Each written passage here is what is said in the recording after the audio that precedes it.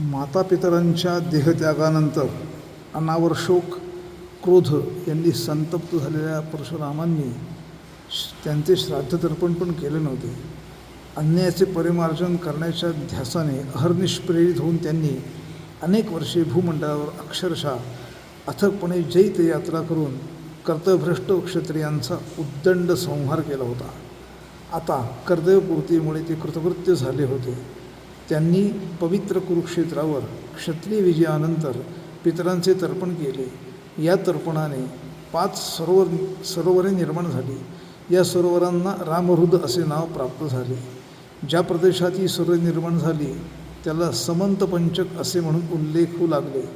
समंत ह्या शब्द भार्गवरामांनी मांडलेल्या सर्व भूमंडल व्यापक भयानक रणसंग्रामांचा व त्यात घडलेल्या रक्तपाताचा सूचक आहे. समंत पदाचा अर्थ समंतांचा म्हणजे युद्धभूमीवर जमलेल्या सर्व वीरांचा अंत झाला असा आहे.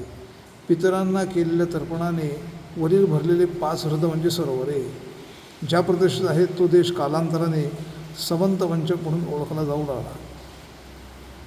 क्षत्रिय संहार करीत असताना भगवान परशुरामांनी केवळ दुष्ट राजांचे निर्दालन केले.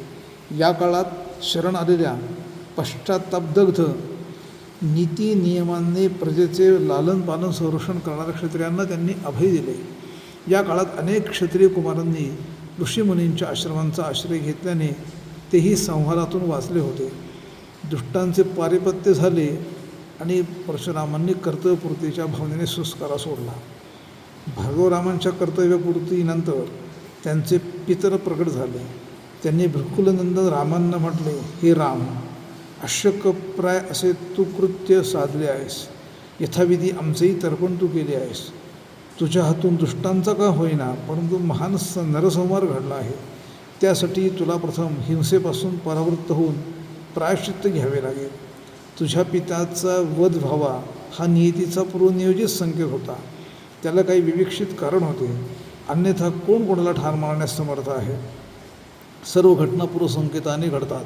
मात्र कोणीतरी निमित्त मात्र व्हावे लागते इतकेच. सर्व प्राणी मात्र आपल्या पूर्वकर्मानुसार व पूर्वसंचिताच्या प्रभावाने कर्मप्रवृत्त होत असतात. आमचे प्रिय व्हावे यासाठी तू क्षमाचा अवलंब कर. क्षम हेच आपले श्रेष्ठ फल आहे. शिक्षेऐवजी क्षमाच करायचे ठरव. भार्गवरामाने अत्यंत आदराने या उपदेशाचा स्वीकार केला. देवांनाही दुर्लभ असे काही इप्सित परशुरामाने व्यक्त केले तरी ते देऊ असे अभिवचन पितरांनी दिले. त्यानंतर अकृत वर्णासह सिद्धवनात रामांनी वास्तव्य केले. वर्षाच्या शेवटी पितरांना पिंडप्रदान करण्यासाठी त्यांनी गायीकडे प्रयाण केले.